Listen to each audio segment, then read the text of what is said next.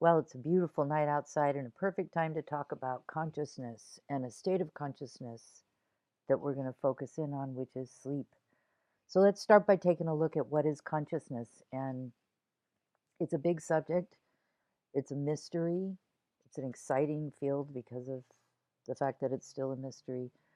But we can begin to look at it by focusing in on some terminology that you're already familiar with. One of them is conscious.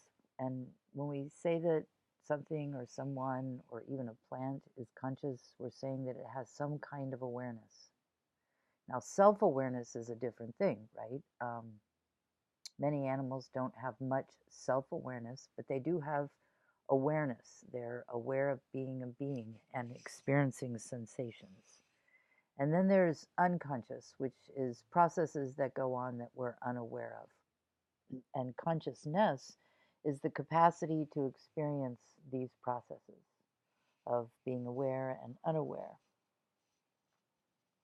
So, consciousness is the life force itself that gives us the capacity to have these kinds of experiences, and thus it's very hard to define and pinpoint. We can't even find a particular place where consciousness or our sense of self awareness exists in the brain. So, it's a really exciting field, and I'll post for the one of the options for the bonus discussion will be a current contemporary scientist talking about how science thinks about this problem of consciousness today. A really good TED Talk.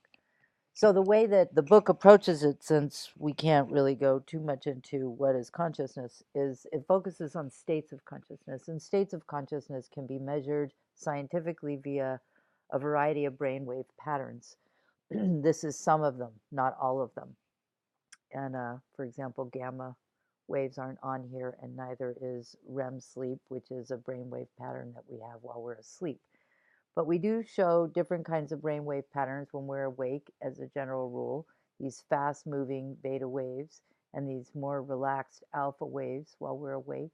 And when we're asleep, we drop down into deep from theta, deep relaxation, which is also a meditative state, into this delta wave sleep. And this delta wave sleep, you can see it's really slow. Our body is really slow.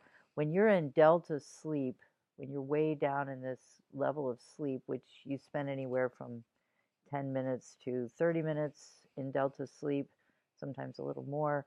This is when, if you're woken up from this sleep stage, it's really hard. It's like you feel so tired and so far away because your brain is moving really slow and it's got to move up to this really fast pace in order to be awake. It's got to go from here to here, and that's rough.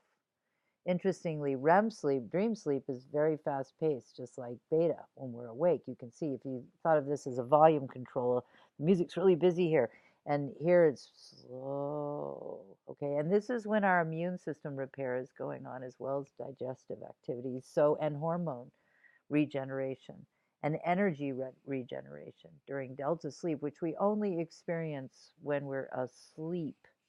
So we absolutely must have delta sleep, or the delta brainwave state, in order to regenerate. And that's one of the brainwave states that we're in when we're asleep. And then there's altered states, which have some variations on the theme of these different kinds of brainwave pattern. And it's a very interesting thing to go in and look at altered states and what brainwave pattern they're inducing. And there's some other variables that are going on here. For example, in hypnosis, people who tend to be susceptible to hypnosis, we're going into a theta brainwave pattern, but also a bihemispheric. One side of the hemisphere is more active than the other, and as well as a sort of a natural ability to go into theta relaxation for people who are more open and able to drop into a hypnotic state more easily. We have induced altered states through natural means like fasting or music, drumming, which puts us into more ecstatic states, which we can associate with the gamma brainwave pattern, as well as chemically altered states using hallucinogens and so on, to achieve an altered state of consciousness. And for this unit, with the assignment, you get to pick any of these things to look into independently. And I really encourage you, for if you pick one of these, to explore what's going on with these brainwave patterns, because you'll be familiar with them in general.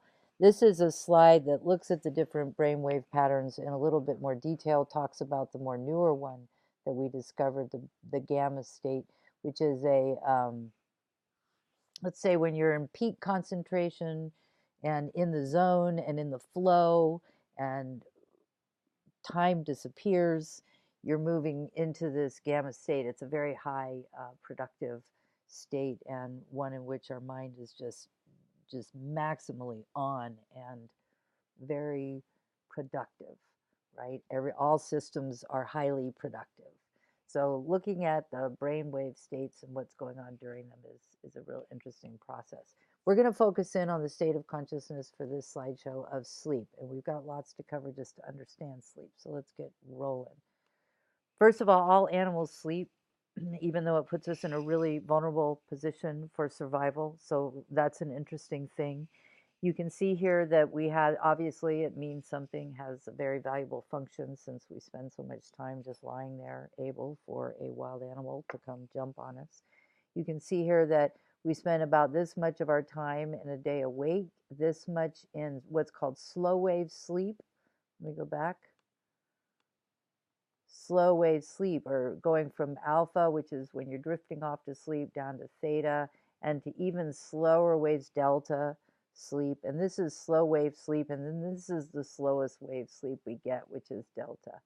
And then our brain waves speed back up and get as busy as beta, but it's a state they call REM, rapid eye movement, which is dream sleep. And that's what they're referring to here in the yellow, is how much time we spend in dream sleep. Rapid eye movement. This is the state when you wake people up during this state, when they're in rapid eye movement, when their eyes are going back and forth. If you wake them up then, the chances that they will recall a dream are 85%. So you can see here that foxes have about the same pattern that we do in terms of this much time awake, this much time in slow wave sleep, which includes cellular regeneration through delta sleep, and this much time in REM sleep, which is dream sleep. Okay, and it's interesting to note too here that reptiles do not have REM sleep. They don't have dream sleep. We'll be talking about dream sleep and how dream sleep is seen to be as kind of another way of thinking, another way that our mind processes thoughts and emotions. And so it's interesting that they don't show up in the reptilian brain. So 5 vital things our brain and body do while we are asleep. It's never fails to amaze me. We teach sleep and dreams and archetypes here at the college. We have a class in it. It's fantastic. It's amazing how much our body is doing while we sleep. Our brain and body is an absolute genius. So let's take a look at what's going on. We've got a whole set of road crews. We're out, we're zonked, unless you're lucid dreaming for a while, but even then, you can't lucid dream the whole time because you need your body to do all these things that we're going to be looking at. Starting with 1, immune system repair. I love these things. To me, they look like little Pokemon. This is various cells of the immune system, and some of them don't even get activated until you go to sleep. Bang! We have to sleep. We need sleep in order for our body to be strong, fight off illnesses. This is when, our body can't do everything at the same time. We can't be running on the football field and digesting food and immune repairing our twisted wrist at the same time. Our body focuses on different tasks at different times. If you're exerting energy out into the world, then the body is not exerting energy within on its internal processes, and it spends a lot of time on the internal processes when we sleep. So you can see here what's going on, and this is particularly during the delta slow wave sleep, when you're completely zonked out and hardest to arouse, right, is when the most immune system repair is going on. The blood supply to the muscle increases, new tissue growth. We need sleep to stimulate the growth hormone that helps stimulate this new tissue growth. So with the right amount of sleep, if you have to repair cuts, bruises, wounds, then the right amount of sleep is going to facilitate that radically. And I've already mentioned that certain disease-fighting immune cells are only created and fostered, facilitated while we're in a resting state of sleep. The second is hormone regulation. Hormone regulation. I mentioned already the growth hormones, not just for the growth of our body, but for the growth of cells that we need in order to replenish the body, like immune system cells, but also the regulation. Get enough sleep, you end up being hungrier. The hormones that balance and regulate our appetite, our feelings of being full, these are all flipped around when we don't get enough sleep. And so we end up being hungrier to help offset the lack of energy restoral that we achieve during sleep. And so to offset that lack of energy restoral, our body is turning to food and switching on hunger hormones and switching off satisfaction hormones, satisfaction receptors. So we do not feel satisfied, we feel ravenously hungry. And so chronically losing sleep leads to weight gain. Quite direct correlation there.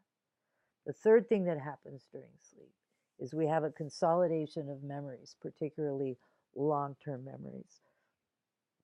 When you study and learn things all day, it sounds counterintuitive, but the reality is that you'll actually do better and remember it better if you sleep on it. And the reason is because the road crews are going out in our brain, and there's different kinds of road crews. There's the road crews that flip, sort of neurotransmitters that are running around in our brain, so our hippocampus can send information up and we can start to encode long-term memories. It's, again, activities that are easier for the brain to do while we're not cognitively processing things. So those, just like it's easier for the road crews to work on the roads, this is how I imagine it, whenever we're not driving down the roads all the time, they can get more done. So this is what's happening. So long-term memory, emotional memories, connective memories, these are all happening while we sleep.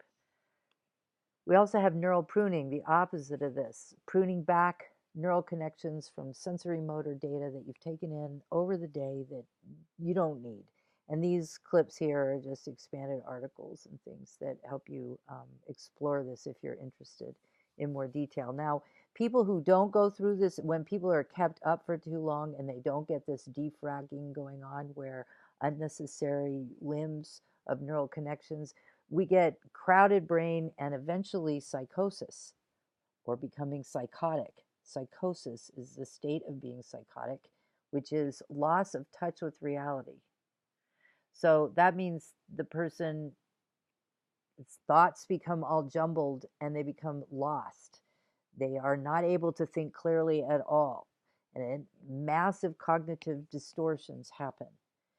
Now, somebody could take, I want to help you get clear on psychosis now, because obviously it's a main term later under the disorders.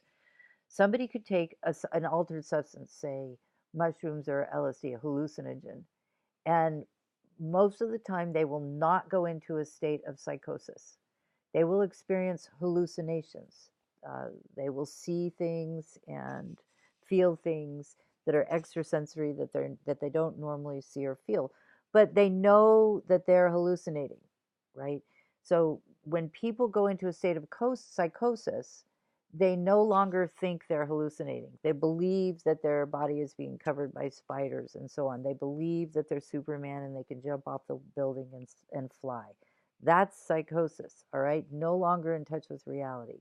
And there's a number of things that can induce psychosis, right? There can be, different kinds of drugs can induce psychosis, cognitive impairment, schizophrenia is marked by psychotic episodes. There are a variety of things that can induce psychosis.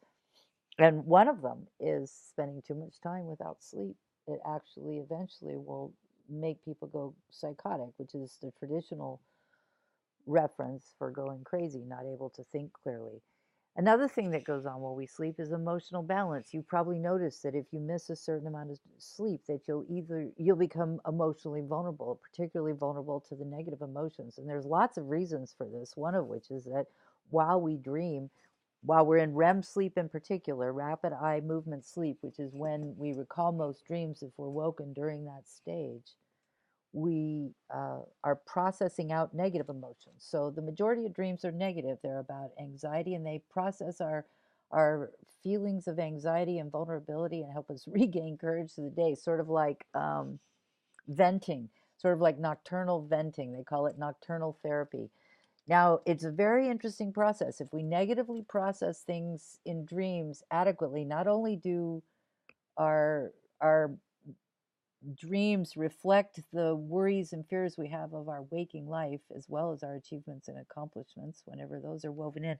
But it connects fears to ways that we've achieved things or transcended such a fear some way, some similar way in the past. So it's actually making intelligent connections between challenges we face today and ways that we have overcome those challenges in the past. Quite remarkable.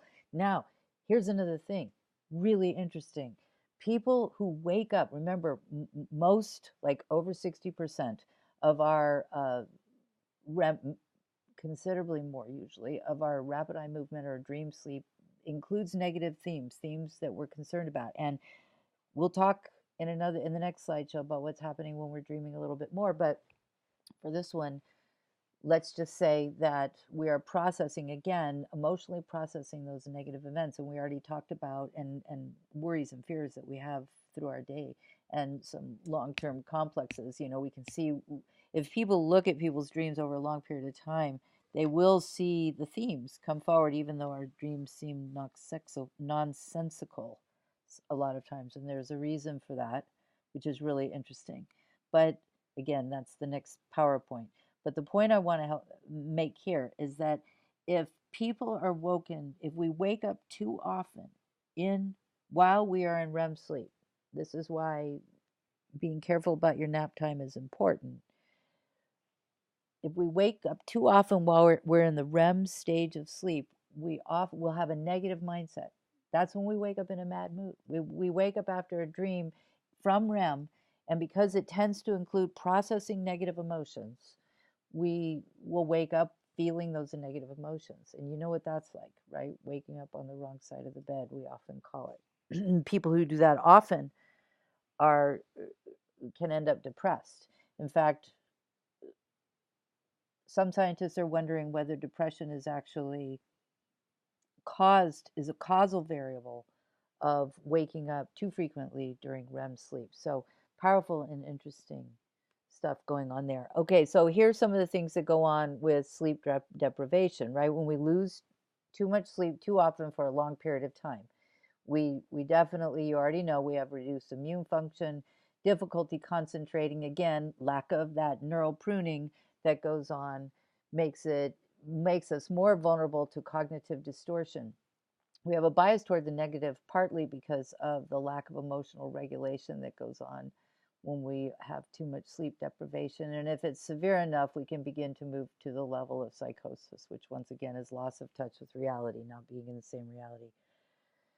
We can have weight gain due to disrupted metabolism and hormones and increased food cravings to offset fatigue. We can also have reduced physical strength, reaction speed, and situational assessment, meaning it takes us longer to figure out whether somebody meant something negative by their voice tone or not, kind of thing, right? And down here, you can't read it. It says chronic use of stimulants to offset sleep deprivation leads to adrenal fatigue. And you've heard of that. That's just when your adrenal gland just gets too tired to pump out very much adrenaline anymore, and somebody becomes vulnerable to chronic fatigue. So here's a visual that illustrates some of the effects of chronic sleep deprivation. So we want to quit that, right? Now, here's a couple other things about sleep deprivation. Our sleep is governed by a sleep drive. That means that just like the hunger drive, you have to sleep or you will die. You have to eat or you will die. You have to have, some of these drives are mandatory. And sleep is one of them. And if we push it too long, we will experience what's called microsleeps. And microsleeps are short little bursts of sleep where the sleep drive just basically takes us over and it makes us go to sleep and for a couple of seconds. And unfortunately, it can happen while we're driving. Many people have experienced where you just suddenly wake up and are, oh my God. So we don't want microsleeps to occur. We want to make sure this is a major source of traffic accidents, and we want to make sure that we do not allow ourselves to move into a microsleep state. That is part of all of our responsibility as drivers on the road. Notice that they're most likely to occur at times of the day when our body is programmed to sleep, such as the predominant hours in the mid-afternoon and just after lunch, a little bit after lunch. Our temperature goes through a dip and we go through a little sleepy period. And so those are times to be hyper aware, and pulling over and taking a nap is a lot smarter than risking it. Now, are you sleep deprived? So here's the Epworth Sleepiness Scale. It's very simple. You can see we have a scale of no chance of dozing off to a high chance of dozing off while doing these different activities. So you can go through and assign the numbers, and then here's the scoring key. You could do that at your own pace when you have a chance, and that'll let you know where you are right now relative to sleep deprivation, moderately accurate. Now, how much sleep do we need? Most research says about 7 to 9 hours, and we're all individuals, so you will have to determine. But basically, it is the vast majority of people, 70%, 69%, distribution curve, are going to need 7 to 9 hours of sleep. You know how much you need, because after you get that amount of sleep for a period of time, you feel good, right? So that's your number of hours. So the question is how to get it, right? So this is the average sleep needs. Definitely infants need a lot more sleep. There's a lot of neural growth going on while they sleep. Toddlers, basic rule of thumb. Adolescents also need more sleep, and they also tend to need to be able to sleep in a little bit more in the morning. So that scientific research is very clear, and it's actually beginning to influence some legislative pushes to begin school a little bit later in the day, like 9 in the morning instead of 7 or something like that. Now, this is a way to think about individual sleep cycles. You've probably heard about the early bird and the night owl. And they've come up with this idea of a hummingbird for somebody who sort of flutters a little bit in between. And we do have natural sleep cycles on a distribution. So you can see from an evolutionary point of view, it makes sense for some of us to be waking up really early and some of us to be waking up or staying up really late, just so somebody is rousable during the night to protect the tribe. But as you consider your own sense of where you fit, like what your real biorhythm is, I mean, mine's totally normal, average, and my husband is a complete night owl. And you can see it's very interesting for night owls. They just start to feel good at about 2 o'clock in the afternoon, right? Or 8 p.m. So there are some biological rhythms that are different, and there is a tendency for people to be more of a night owl in their adolescent years and then to sort of even out. So how do you know what your natural sleep cycle is? Researchers say go camping, because the natural light exposure recalibrates our brain's suprachiasmatic nucleus, which is the internal biological clock that we have. And just a few days of camping can help reset your circadian rhythm so that you can kind of know what your natural cycle is. We'll look at why and how that works. Did our ancestors get better sleep than we do? This is a very recent study from Biology, Journal of Biology, that was published just this year. A recent study of 3 living hunter-gatherer tribes who are not in contact with each other from around the world, and you can read it's right here, the research. And you can see that it's interesting that they sleep about the same amount of time than we do. They go to bed, many times they'll stay up till about midnight, it turns out, and they don't nap that often. Some percentage you can see of winter days, they actually nap more in the heat of the summer days. Yet insomnia in these tribes is actually just basically almost non-existent. So what's different, right? And here's an article you can read if you want to learn a little bit more about that. First of all, their sleep schedules are as regular as the clock. There's almost no variance. They go to bed at about the same time, even if it's around midnight, and they get up at the same time every day. So that regularity seems to play a role. Second, they get a lot of light exposure in the morning, peaking at about 9 a.m. So going outside first thing in the morning, having your breakfast and your tea or coffee out there, and develop as many opportunities for you to get natural daylight, especially in the early parts of the morning, through to about noon, and then fading off from noon on. Okay, melatonin stops being produced when there is light, And the variance of how that works for each of us will be different. But like some people will produce melatonin the instant the lights come off, and other people need time for their body to start producing melatonin after the lights go off. But you can see that they already start from about noon on to spend less and less time in the light, and they spend a lot of time in the light in the morning. So that's a good one. And then the third one, there's more and more evidence about temperature, connection of temperature, being able, and internal body clock regulation. In particular, cool temperatures tend to help us sleep, and as the temperature goes up, so our cortisol is lowest at the coolest time of the evening and right in the middle of the night, for example. So temperature. So keeping, one of the things about regulating our temperature all the time might be good. Sleep researchers suggest that we reduce the temperature and keep it somewhat cool when we sleep. So again, sleep in cooler temperatures, go to sleep and get up in the same time every day and experience a lot of bright light in the morning, which helps calibrate our internal biological clock, which you've already been introduced to, called the suprachiasmatic nucleus. Now, what makes us fall asleep? We've already mentioned this, two things: homeostasis, the inner drive that works to maintain a balance between energy exerted out and the ability to restore and repair within, which is regulated by our circadian rhythm, which is our internal body clock. Sleep debt is the difference between the number of hours we should have slept and the number of hours that we have slept, right? It's what we need to, we do actually accumulate a sleep debt, and we actually can pay it off. That's why you do feel better when you catch up on your sleep. We can catch up on our sleep. Now, the circadian rhythm is our 24-hour biological clock, regulated again by the suprachiasmatic nucleus, which is attuned to the sunlight. Suprachiasmatic nucleus, right here, right, which connects with the sun and is really an amazing biological instrument that connects with our pituitary gland, our pineal gland, right here, right behind here. And together they work to manage the secretion of melatonin and when and how we feel alert versus sleepy, right? So here we have the suprachiasmatic nucleus one more time. Here, I always associate it with Mary Poppins and the whole supercalifragilisticexpialidocious, right? And so these two work together using light and sunlight as the major source. So once again, light inhibits melatonin. Once it's dark, your body starts producing melatonin, which is the hormone that helps you fall asleep. So suprachiasmatic nucleus, once again, talking about it one more time,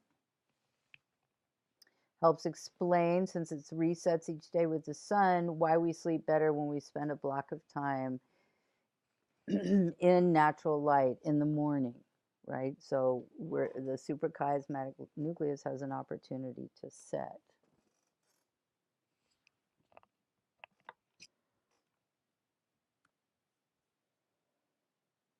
So one of the things that keeps you awake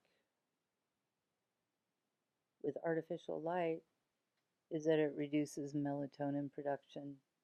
In fact, as long as the light's on, your body's not producing melatonin. And how the melatonin works, how long it takes to build up so that you can fall asleep, varies with everybody.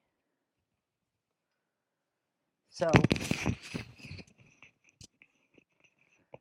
good pattern right away to implement is to just get those lights off at night, sit pretty far away from the computer, the TV, use the blue light filters on computers and other gadgets, an hour or so, hour and a half before you want to start going to bed, and then figure you need,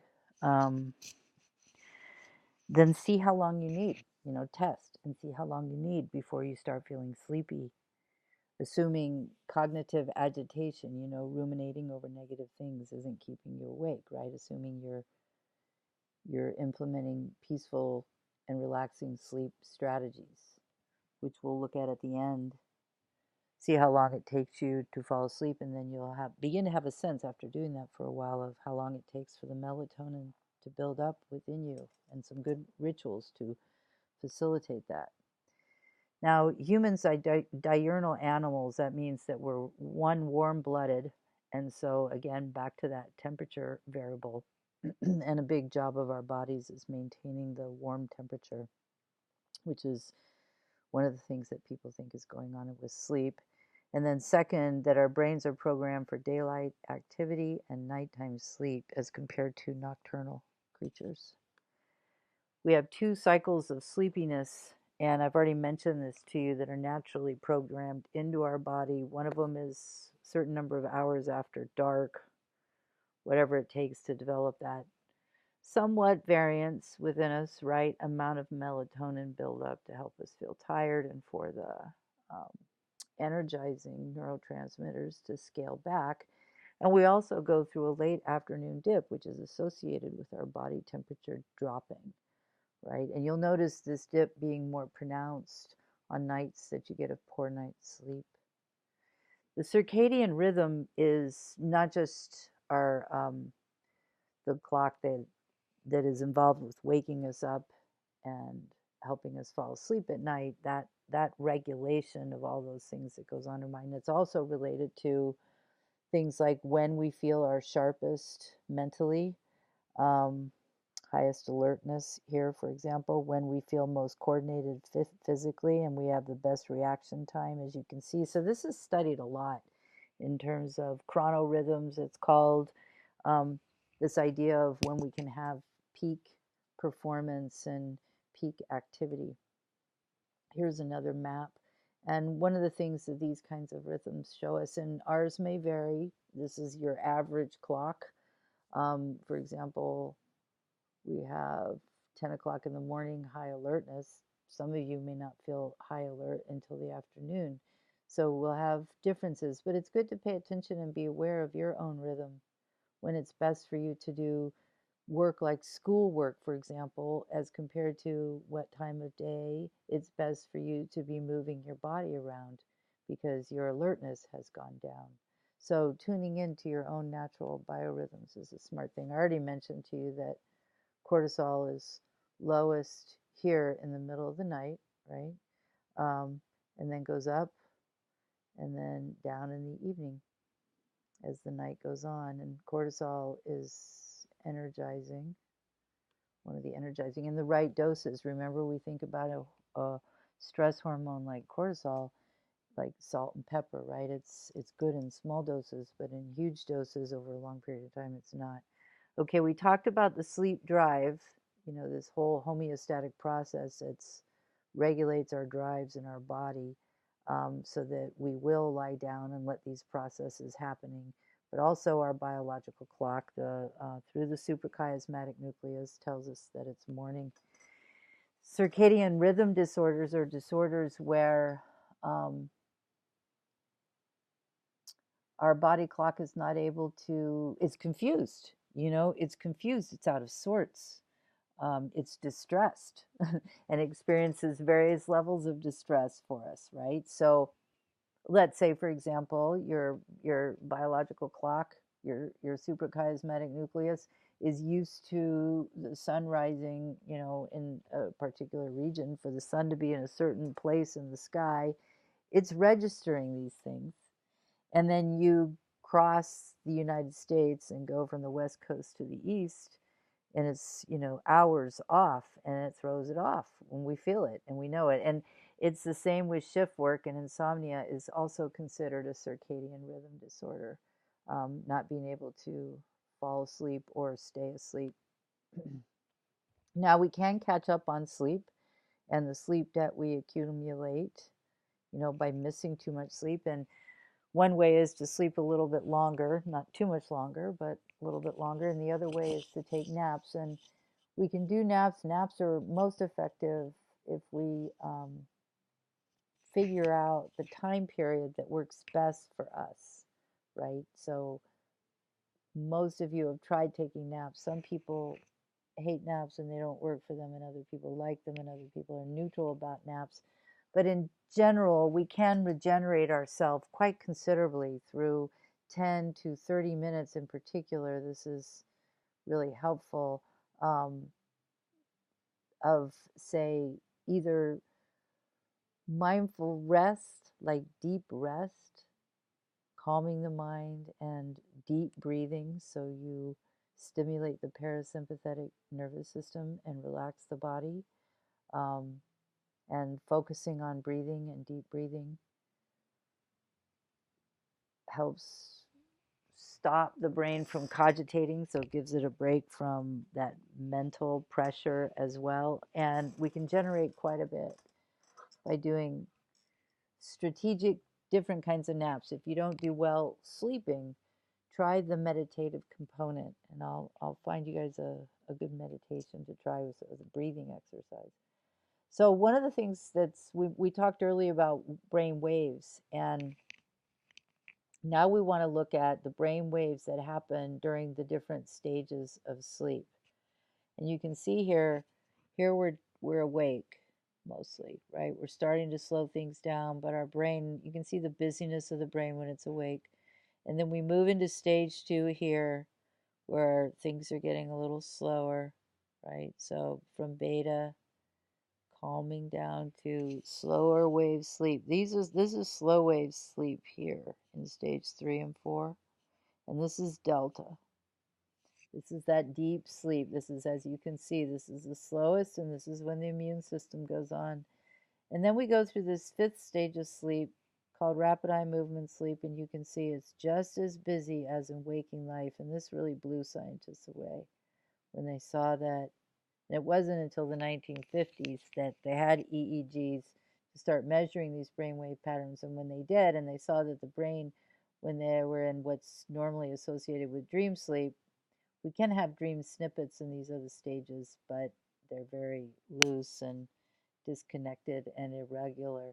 Whereas in this stage of sleep, referred to as rapid eye movement sleep, as I mentioned before, 85% of the time, if we wake you up, you'll remember a dream when you're in this stage of sleep, the 5th stage of sleep.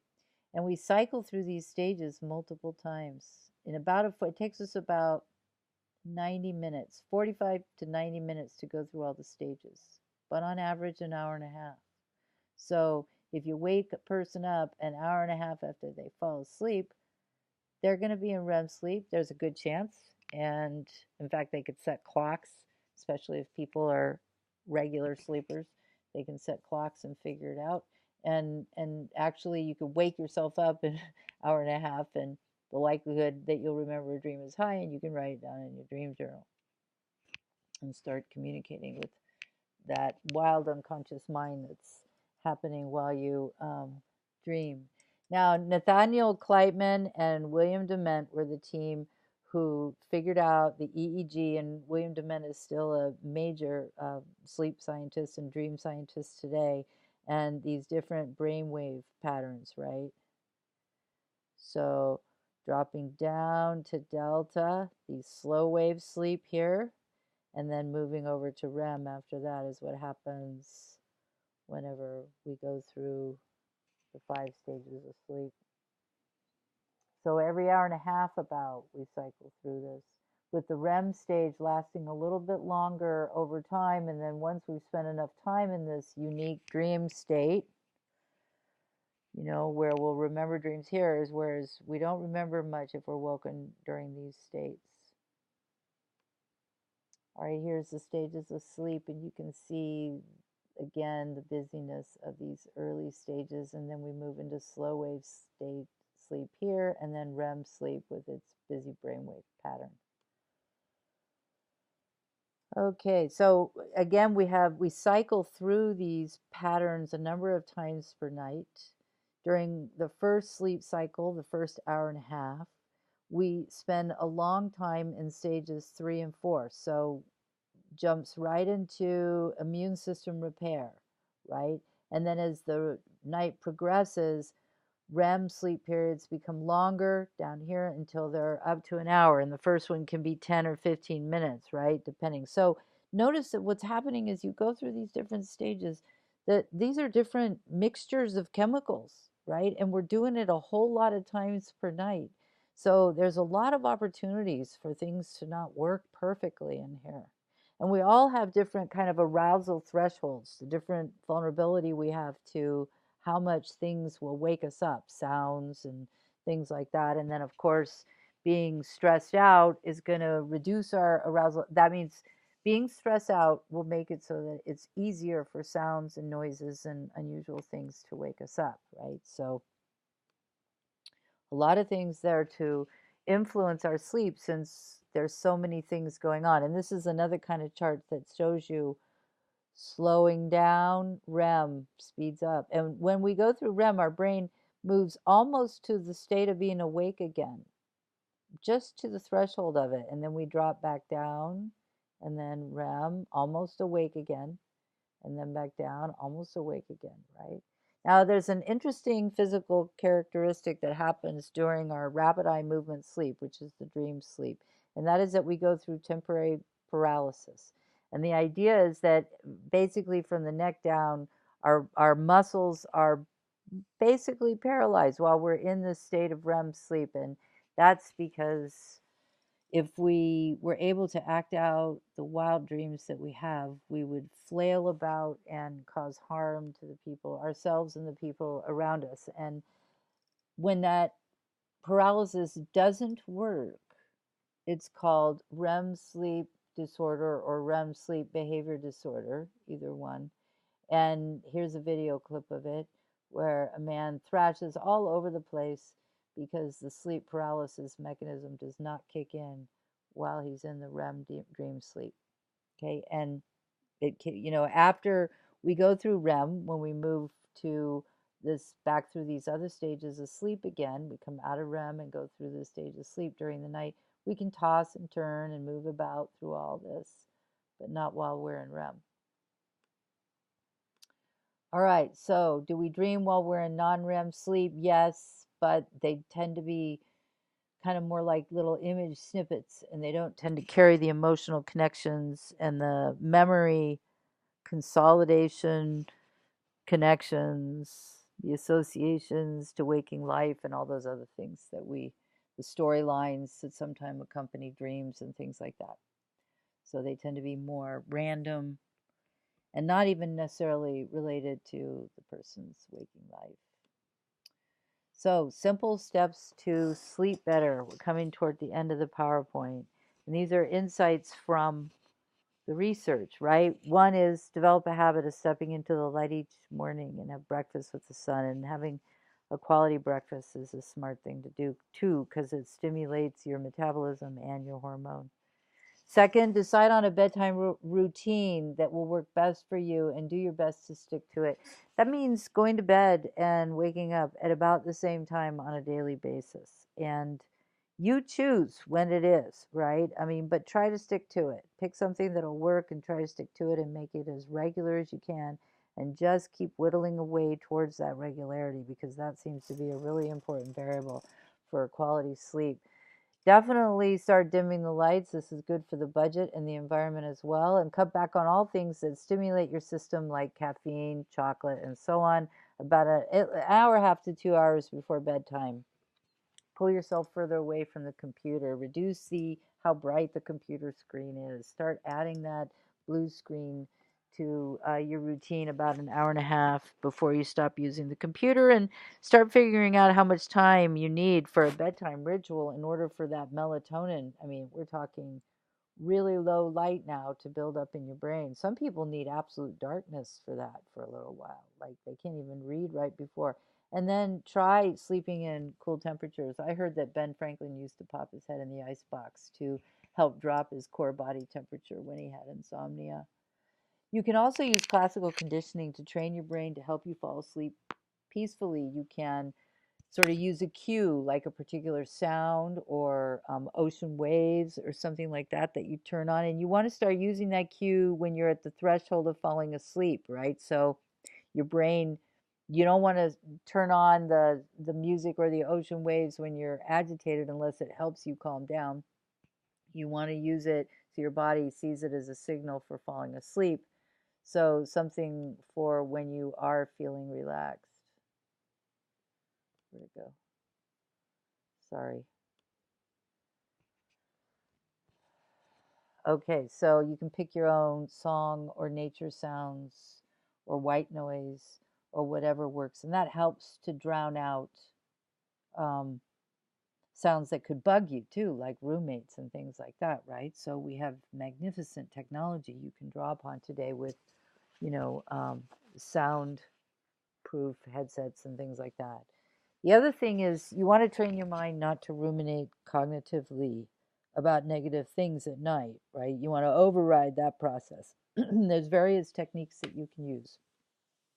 One of them is to put all your worries and fears and put them in a box, a promise box, which you just stack them all in there as they occur and mentally imagine putting them in the promise box and say, okay, I promise to open this box in the morning and take a look at these things and figure out how to deal with them, and then transition to appreciation and gratitude and taking a look at the things that are going right in your life right now. Because if you can't conjure feelings of gratitude, oftentimes we can think about something that's going right and we can say, well, you know, I'm breathing and I feel, you know, pretty comfortable right now. The temperature feels good and I've had enough to eat, you know. I mean, even down to the most basic things, and we can begin to move into a more appreciative mindset.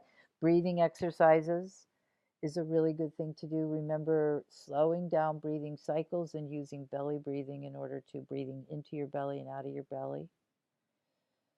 Letting your belly rise and fall with your breath, and counting in 2, 3, 4, 5, and then hold 2, 3, and then out.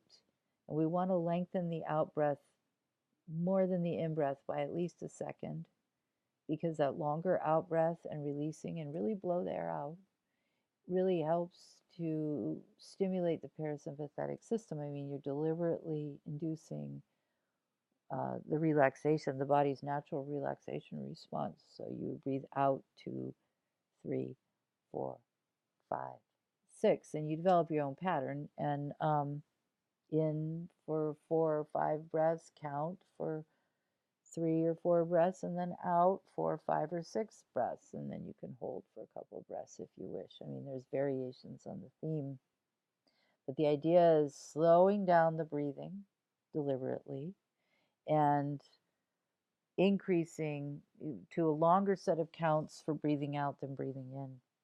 And another really smart thing to do before bed is to use this time to read or listen to words of wisdom that inspire you and get your mind right, right? Get you thinking in the right way, because the anxiety systems will hijack us unless we deliberately work to cultivate our courage systems, right? And this is a wonderful time to find somebody that inspires you or helps you feel strong or gives you words of wisdom and insight, whether it is a piece of literature or a religious, spiritual work or philosophical work or a psychologist or a guided meditation that you listen to. There's some wonderful ones.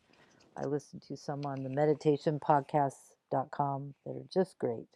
So we can train our brain, remember neuroplasticity, including we can train our brain to calm down, be soothed, and fall asleep. Okay, I'll see you with the next PowerPoint on another state of consciousness that is a subset of the state of consciousness of sleeping, and that is dreaming.